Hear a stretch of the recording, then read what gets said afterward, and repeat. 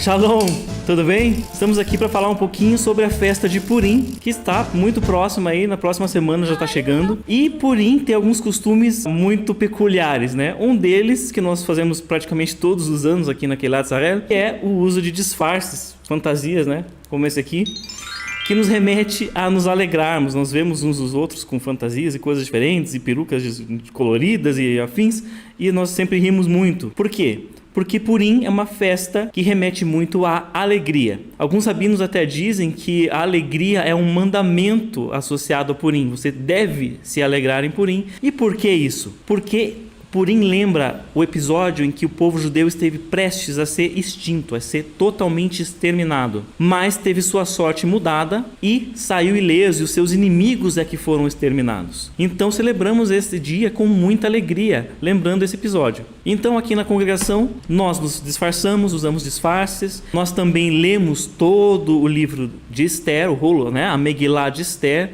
E a cada vez que lemos o nome do vilão Amã, aquele inimigo perverso que tentou destruir o povo judeu, nós fazemos um barulho como que para apagar o nome dele. Então são costumes que nos remetem a muita alegria, né? Até uma certa diversão, hein? Mas se a gente pegar o texto de Esther, o que de fato o texto diz que deve ser feito nesse dia? Vamos dar uma olhada? Mordecai escreveu estas coisas e enviou cartas a todos os judeus que se achavam em todas as províncias do rei Assuero, aos de perto e aos de longe, ordenando-lhes que comemorassem o dia 14 do mês de Adar e o dia 15 do mesmo mês, todos os anos, como os dias em que os judeus tiveram sossego dos seus inimigos, e o mês que se lhes mudou de tristeza em alegria e de luto em dia de festa, para que os fizessem dias de banquetes e de alegria, e de mandarem porções uns aos outros e dádivas aos pobres. Então o texto nos diz que Mordecai faz algumas recomendações sobre como os judeus deveriam celebrar esse dia dali em diante. Como eu já disse para vocês, ele ordena que eles celebrem com muita alegria por conta do que aconteceu, mas ele faz dois pedidos também bem específicos. O primeiro, que eles enviassem porções uns aos outros, isso em hebraico se chama Mishloach Manot, envio de porções, e o segundo, que eles dessem dádivas, presentes para os pobres, para os necessitados, em hebraico se chama Matanot La'evionim. E no caso deste último, tem ainda uma peculiaridade que vem da tradição judaica. O Shulchan Aruch diz que no dia de Purim, você deve dar algo para alguém que está te pedindo, mesmo sem ficar investigando se aquilo de fato é verdade. Alguém que te pede um dinheiro na rua e você pensa às vezes, ele vai usar para comprar droga, vai usar para comprar bebida. Segundo essa tradição, em Purim você tem que dar algo para ele pronto. E aí você me pergunta, mas da onde que o Mordecai tirou essas coisas? O que tem a ver enviar porções uns para os outros, Mishloach Manot, e dar presentes para os pobres, né, para os necessitados, mesmo aqueles que você sabe que às vezes eles vão gastar um dinheiro com droga ou bebida? O que isso tem a ver com Purim, afinal de contas? O que isso tem a ver com essa história toda? Para a gente entender de onde que isso veio, a gente precisa entender um contexto básico, que muitas vezes quando a gente lê o texto a gente não para pensar. Primeiro, vamos pensar em como Esther foi chamada para ser apresentada como uma das candidatas a ser rainha do rei Assuero. Quando a gente lê o texto, às vezes a gente pensa, olha, Esther é muito bonita, vem aqui, você não quer participar aqui do concurso para ser rainha? Tipo uma Miss alguma coisa? A Miss Rainha da Pérsia? Será que foi desse jeito? Não foi desse jeito. Como que era feito isso? Vamos pensar como eram as coisas na antiguidade, principalmente com relação ao trato com as mulheres. Com certeza, eles viram Esther na rua, os soldados, os oficiais do rei viram ela na rua, acharam ela bonita e tomaram ela. Ela foi tomada na rua e ela não teve escolha. Foi uma determinação real. Você vai vir e você vai se apresentar diante do rei para que ele eventualmente te escolha como rainha, se assim lhe aprouver. Então, muito provavelmente, ela foi tirada ali da sua família, do seu tio Mordecai. Então, Esther foi levada para o palácio do rei Assuero com muitas outras jovens e lá teve que ficar e não pôde mais sair. Se a gente for lá para o início dessa história, lá no capítulo 2, a gente vai ver uma particularidade bem interessante. Vamos lá, versículo 9. A moça lhe pareceu formosa e alcançou favor perante ele, pelo que se apressou em dar-lhe os ungüentos e as porções devidas a ela. Em hebraico, o texto original da Megilá em hebraico nos dá a entender que essas porções que ela recebeu foram algo adicional. O termo que a palavra usa é justamente manot, o mesmo que Mordecai usa na sua carta lá adiante. Segundo os estudiosos, entende-se aqui que Esther recebeu porções extras para além do que as outras jovens receberam, enviadas por um outro alguém por intermédio de Hegai. Conclui-se então que Mordecai havia enviado essas porções para Esther por intermédio daquele servo. E por que será que ele fez isso? Era uma forma dele dizer para ela: olha, eu sei que você foi levada, mas eu estou com você. Eu estou te mandando aqui essas frutas, esses alimentos, para que você se lembre que o seu tio, eu aqui, estou com você.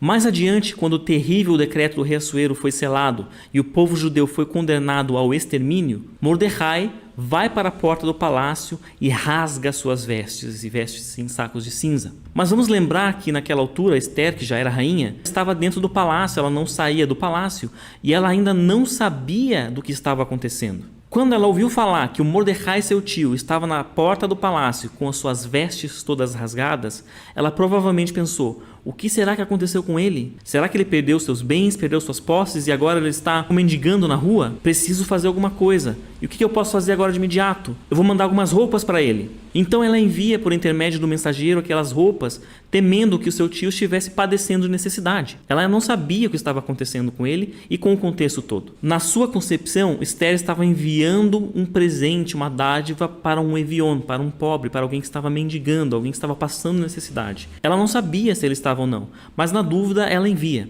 Nós sabemos que não era o caso e sabemos como essa história se desenrola, mas é isso que aconteceu. Então lá no final do texto, após o povo judeu ter revertido, ter tido sua sorte mudada e ter sido liberto daquele extermínio, Mordecai então retoma essas duas coisas que aconteceram entre ele e Esther. Ele havia enviado para ela porções, Mishloach Manot, e ela, sem saber, tinha enviado para ele Matanot Laevionim, presentes para alguém que estava em necessidade. Então, quando Mordecai pede que os judeus fizessem isso, também era para ecoar o que havia acontecido nessa história. E se nós fazemos isso, lembrando então dessa história, nós vamos entender que enviar porções uns para os outros remete a dizer para o meu irmão: olha, eu estou com você, eu amo você. É um presentinho que eu estou te mandando aqui, uma porção, para você não esquecer que eu estou do seu lado. Eu estou tomando uma posição e me colocando do seu lado. E enviar presentes para os pobres, mesmo sem saber o que de fato está se passando na vida deles, também remete a isso. Pode ser que ele esteja passando necessidade por causa assim de drogas e bebidas, mas qual é a história dele? Em Purim, nós somos orientados, por conta do que aconteceu com Esther e Mordecai, a nos assentarmos com essa pessoa e conversarmos com ela. Nós vamos sim dar algo para ela, mas nós vamos também dispor de tempo e entender o que está se passando na sua vida. Antes de julgar e dizer: não, você vai comprar droga, não, você vai comprar bebida, não vou te dar dinheiro. Nós não vamos julgar essa pessoa nesse dia, vamos nos assentar com ela